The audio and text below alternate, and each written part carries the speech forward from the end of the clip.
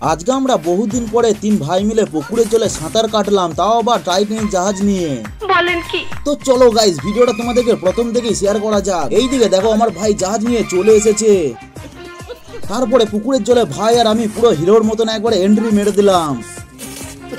আমাদের নিউ জাহাজে করে প্রায় আধা ঘন্টার উপরে এখানে মজা করতে চলেছি। আর দেখো গাইস, জাহাজের উপরে আমি যতবারই উঠতে যাচ্ছি আর দেখো খাটি পড়ে যাচ্ছি। তারপরে দেখো আমরা সুপারম্যানের মতন উল্টো ভাজি মারতে চাইছিলাম, কিন্তু ঠিকঠাক ভাবে তো মারতেই পারছিলাম না গো। আমরা তখন ভাবছিলাম জাহাজটাকে নিয়ে একবার ওই পার যাওয়া যায়, কিন্তু দুটো পেহেলবান আমরা বসে আছি, কি করা যায় বলো। এখানেই আমরা ঘোরাঘুরি করছিলাম খাটি। গাইস, আমার ভাই দেখো এখন জাহাজের উপরে শুয়ে পড়েছে। আর এই জাহাজটি বানাতে আমাদের কিন্তু প্রচুর টাকা খরচা হয়ে গেছে। এখানে কিন্তু তোমরা ঘুমাতেও পারবে।